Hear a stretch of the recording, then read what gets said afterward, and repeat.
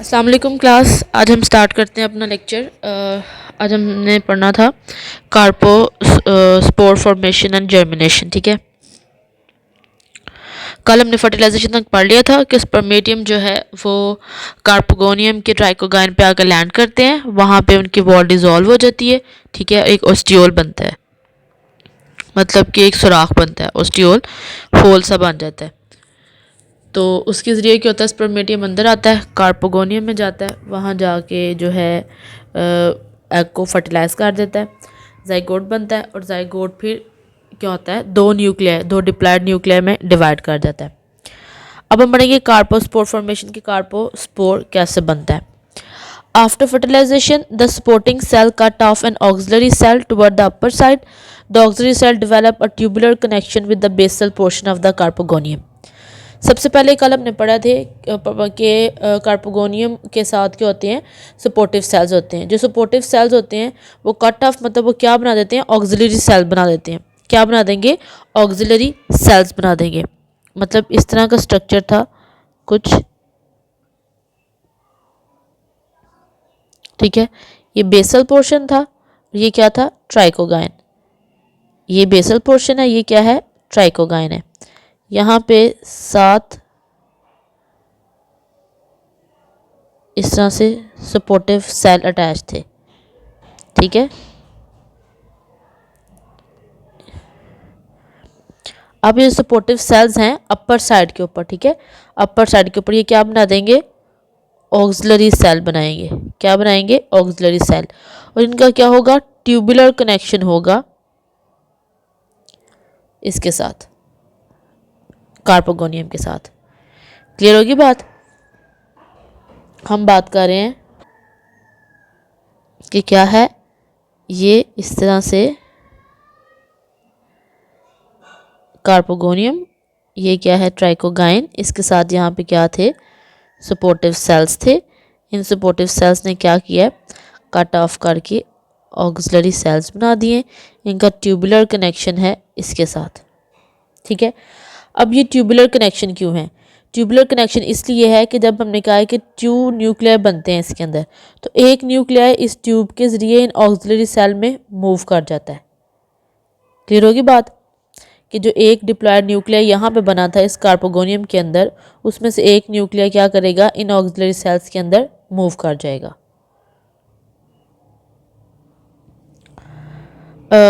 उसके बाद क्या होगा, ऑक्सिलरी सेल, सपोर्टिव सेल और स्टेराइल फिलामेंट्स, जो 3 चीज़ें वहाँ पे प्रेजेंट है ना, ऑक्सिलरी सेल, ठीक है, सपोर्टिव सेल्स और जो स्टेराइल फिलामेंट्स है, ये क्या हो जाएंगे, ये आपस में क्या कर देंगे, फ्यूज़ कर जाएंगे। ये जो कार्पोगोनियम था, हम फिर से स्ट्रक्चर ड्रॉ करते हैं इसका। ये जो कार्पोगोनियम है, ठीक है, ये इसका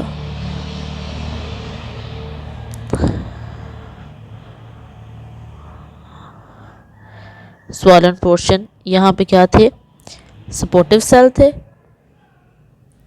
ये सपोर्टिव सेल के साथ क्या बन गया, ऑक्सिलरी सेल। ठीक है, यहाँ पे स्टेराइल फिलामेंट्स भी प्रेजेंट है। सबसे पहले क्या होगा, जैसे ही यहाँ से एक न्यूक्लियर ट्यूबुलर कनेक्शन के लिए यहाँ मूव कर जाएगा, तो ये डिसइंटीग्रेट हो जाएगा। जो कार्पोगोनियम है ये क्या हो जाएगा, डिसइंटीग्रेट हो जाएगा। ये डिसइंटीग्रेट होने के बाद जो होगा वो क्या होगा, ये ऑक्सिलरी सेल, ये सपोर्टिव सेल और ये जो स्टेराइल फिलामेंट्स हैं, ये सारे फ्यूज़ हो जाएंगे। क्या हो जाएंगे, फ्यूज़। ये फ्यूज़ करके क्या बनाएंगे, प्लेसेंटल सेल बनाएंगे। क्या बना देंगे, प्लेसेंटल सेल बना देंगे। अब आपको पता है कि प्लेसेंटल सेल के अंदर क्या है, डिप्लॉयड न्यूक्लियस आ चुका है, जो किसके अंदर है, ऑक्सिलरी सेल के अंदर है। जो अपने इनके न्यूक्लियस हैं, हैप्लॉयड न्यूक्लियस हैं, ठीक है, वो डिसइंटीग्रेट हो जाएगा ऑक्सिलरी सेल का, और जो डिप्लॉयड न्यूक्लियस कार्पोगोनियम से है वो क्या करेगा, डिवाइड करेगा। क्या करेगा, डिवाइड करेगा। मैनी टाइम डिवाइड करेगा, बहुत ज़्यादा क्या हो जाएंगे, डिप्लॉयड न्यूक्लियस बन जाएंगे। क्लियर हो गया। फिर क्या होगा, ये जो ऑक्सिलरी सेल है, ये जो ऑक्सिलरी सेल बना है,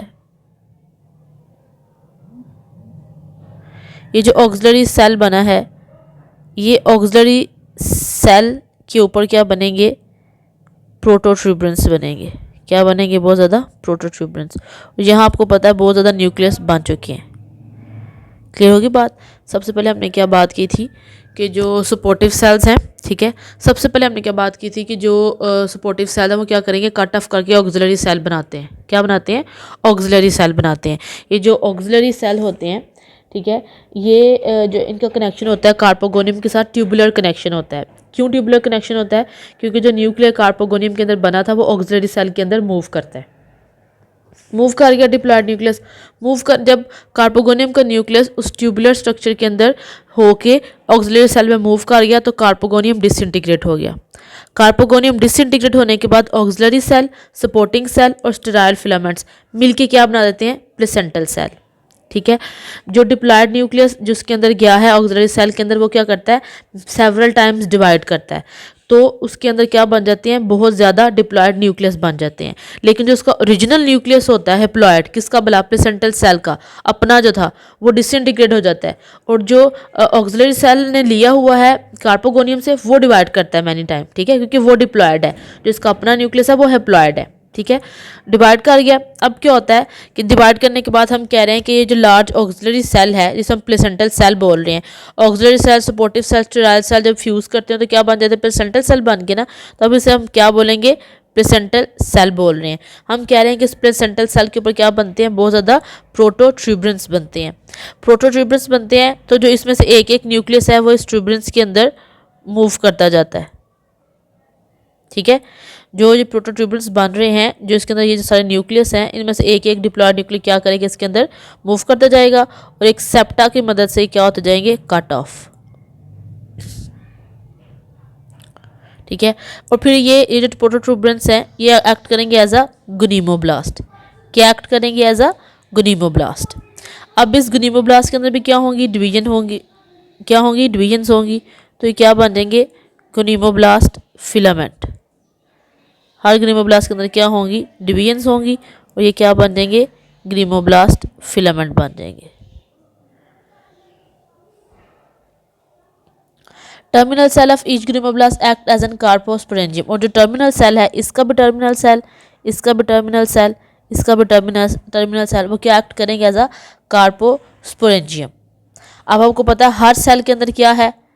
एक डिप्लॉयड न्यूक्लियस प्रेजेंट है, तो एज अ कार्पोस्पोरेंजियम एक्ट कर रहे हैं, तो ऑब्वियसली उनके अंदर फिर क्या होगा? एक diploid carpospore, non motile diploid carpospore present होगा। क्लियर होगी बात? उसके बाद क्या होगा? Mass of gonimoblast filament and the placental cell from the carposporophyte. ये क्या बना देंगे मिलके? Gonimoblast filament. ठीक है, ये ग्रीमोब्लास्ट फिलामेंट, ये जो ये वाले ग्रीमोब्लास्ट फिलामेंट्स हैं, और जो ये है प्लेसेंटल सेल, ये मिलके क्या बना देते हैं? Carposporophyte. It is covered with the sterile covering and pericarp. और इनके इर्द गिर्द क्या होती है? एक स्टेराइल कवरिंग होती है, या हम उसे क्या बोलते हैं? पेरिकार्प।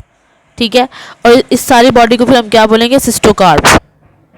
ओके, सिस्टोकार्प बोलेंगे। ठीक है, ये सारे जब ये सारे जो ग्नीमोब्लास्ट है और जो प्लेसेंटल है, जब ये एक कवरिंग के अंदर आ जाएंगे तो उसे क्या बोलेंगे? सिस्टोकार्प बोलेंगे।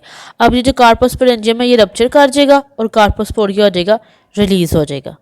कार्पोस्पोर क्या करेगा? जर्मिनेट करके क्या बना देगा? स्पोरोफाइट बना देगा। Sporophyte is also known as tetrasporophyte. क्यों? क्योंकि उसके ऊपर क्या बनते हैं? टेट्रास्पोर्स बनते हैं। क्लियर? एक दफ़ा ध्यान से फिर से सुन लें कि सबसे पहले क्या होगा? वेरी फर्स्ट क्या होगा कि जो सपोर्टिंग सेल्स हैं वो क्या बनाएंगे? ऑक्सिलरी सेल्स बनाएंगे। ऑक्सिलरी सेल्स का ट्यूबुलर कनेक्शन होगा कार्पोगोनियम के साथ। ये ट्यूबुलर कनेक्शन क्यों होगा? क्योंकि कार्पोगोनियम का न्यूक्लियाई मूव करना है ऑक्सिलरी सेल के अंदर। जैसे ही कार्पोगोनियम का जो न्यूक्लियाई है डिप्लॉयड न्यूक्लियाई उसके अंदर मूव कर जाता है तो कार्पोगोनियम डिसइंटीग्रेट हो जाता है। उसके बाद ऑक्सिलरी सेल, सपोर्टिंग सेल्स और फर्टाइल जो फिलामेंट्स हैं, स्टेराइल फिलामेंट सॉरी, ये सारे मिलकर क्या बना देते हैं? Large placental cell. Placental cells के अंदर क्या होती हैं? डिवीजन्स होती हैं, तो बहुत ज़्यादा डिप्लॉयड न्यूक्लियर बन जाते हैं। जो इसका ओरिजिनल डिप्लॉयड न्यूक्लियस होता है वो डिसइंटीग्रेट हो जाता है। फिर क्या होता है? इसके ऊपर क्या बनते हैं? प्रोटोट्यूबरेंस बनते हैं। जो एक एक डिप्लॉयड न्यूक्लियर है वो एक एक प्रोटोट्यूबरेंस के अंदर मूव करता जाता है। एक सेप्टा की मदद से ये सारे प्रोटोट्यूबरेंस कट ऑफ होते जाते हैं। फिर क्या होता है, जो प्रोट्रूबरेंस बना है उसको हम क्या कहते हैं, ग्नीमोब्लास्ट इनिशियल ग्नीमोब्लास्ट या ग्नीमोब्लास्ट इनिशियल कहते हैं। ग्नीमोब्लास्ट इनिशियल के अंदर क्या होते हैं, फिर डिविजन्स होती हैं, तो क्या बन जाएगा, ग्नीमोब्लास्ट फिलामेंट बन जाएगा। ये ग्नीमोब्लास्ट फिलामेंट का जो टर्मिनल सेल होता है ये एक्ट करता है एज अ कार्पोस्पोरेंशियम, क्योंकि इसके अंदर क्या प्रेजेंट होते हैं, कार्पोस्पोर। इस सारे स्ट्रक्चर के अंदर ग्नीमोब्लास्ट प्लेसेंटल सेल, इसको हम कहते हैं कार्पोस्पोरोफाइट, और इसके ऊपर जब एक कवरिंग आ जाती है तो हम उसे कहते हैं सिस्टोकार्प। क्लियर। जो कार्पोस्पोरेंशियम रप्चर करेगी, इसके अंदर से स्पोर्स क्या होंगे, निकल जाएंगे। स्पोर्स क्या, जो कार्पोस्पोर्स निकलेंगे। कार्पोस्पोर्स जो हम क्या करेंगे, जर्मिनेट करके क्या बनाएंगे, स्पोरोफाइट बनाएंगे। और स्पोरोफाइट को हम क्या कहते हैं, टेट्रास्पोरोफाइट। क्यों टेट्रास्पोरोफाइट कहते हैं, क्योंकि स्पोरोफाइट के अंदर टेट्रास्पोर्स बनते हैं। क्लियर। ये थी इसकी कार्पोस्पोर की फॉर्मेशन और उसकी जर्मिनेशन। नेक्स्ट है उसकी एसेक्सुअल रिप्रोडक्शन। इसकी एसेक्सुअल रिप्रोडक्शन जो होती है वो टेट्रास्पोर की मदद से होती है। ठीक है, टेट्रास्पोर किस पे बनते हैं, फर्टाइल पेरिसेंट्रल सेल्स पे बनते हैं। जो जितना भी पेरिसेंट्रल सेल जो रो होती है, पूरी एक पेरिसेंट्रल रो होती है सेल्स की, उसके अंदर सिर्फ जो एक सेल होता है ना, वो क्या होता है, फर्टाइल होता है। उसके ऊपर क्या बनते हैं, टेट्रास्पोर्स बनते हैं। टेट्रास्पोर्स कैसे बनते हैं कि जो पेरिसेंट्रल सेल है वो डिवाइड करेगा ट्रांसफर्स और 2 सेल्स में डिवाइड कर देगा। ठीक है, जैसे कि मैं आपको बता रही हूँ कि ये एक इसका फिलामेंट है, ये सेंट्रल सेल है। ठीक है, यहाँ पे क्या है, पेरिसेंट्रल सेल्स है। ये क्या है, पेरिसेंट्रल सेल। तो मैं कह रही हूँ जो पूरा टायर ऑफ सेल है, ये पूरा टायर ऑफ सेल है, इसमें से जो एक सेल है वो क्या होता है, फर्टाइल। ठीक है, और उस पर से फिर आगे क्या बनते हैं, टेट्रास्पोरोफाइट बनता है। क्लियर। अब इसमें से जो ये है सेंट्रल एक्सिस, इसमें जो यहाँ पे इसके पेरिसेंट्रल सेल्स हैं, इसमें क्या होगी, ट्रांसफ़र डिवीजन होगी। क्या होगी, ट्रांसफ़र, इस तरह से क्या होगी, डिवीजन होगी। और क्या बन जाएंगे, 2 सेल बनेंगे अनइक्वल साइज़ के। स्मॉलर सेल क्या बन जाएगा, स्टॉक बन जाएगा, और अपर सेल क्या बन जाएगा, टेट्रास्पोरेंशियम बन जाएगा। ठीक है, लाइक ये स्टॉक बन जाएगा एक, और एक क्या बन जाएगा, टेट्रास्पोरेंशियम। एक सेल में हम क्या करें कि 2 सेल में यूँ डिवाइड होता है। जो लोअर सेल है वो क्या बन जाएगा, स्टॉक, और जो अपर सेल है वो क्या बन जाएगा, कार्पोस्पोरेंशियम या tetrasporangium. Clear. The nucleus of tetrasporangium undergo meiosis. अब इसका न्यूक्लियस मियोसिस में चला जाएगा, रिडक्शन डिवीजन होगी, और क्या बन जाएंगे, हैप्लॉइड टेट्रास्पोर्स बन जाएंगे। और हैप्लॉइड टेट्रास्पोर जर्मिनेट का क्या बनाते हैं, गेमेटोफाइट। क्लियर। रिपीट करते हैं हम कि एसेक्सुअल रिप्रोडक्शन किस तरह से होती है, टेट्रास्पोर की मदद से। ठीक है, और टेट्रास्पोर कहाँ बनते हैं, हमारे पास ये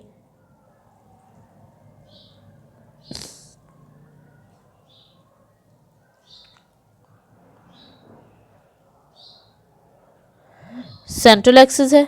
ठीक है, सॉरी, हम रिपीट कर रहे थे।